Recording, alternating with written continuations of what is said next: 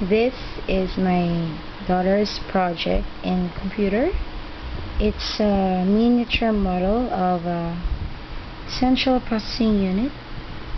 It has labels.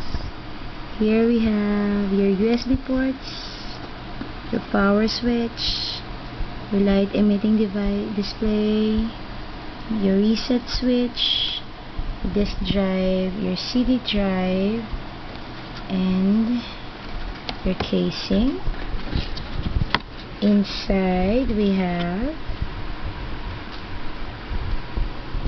your basic CPU interior, a speaker here, your hard disk there, disk drives over there, a power supply, your fan. Here we have the RAM chips slots, I don't know for what, the motherboard, microprocessors, and of course your ROM chips. Very basic stuff, and I'm not even sure if they're on the correct location.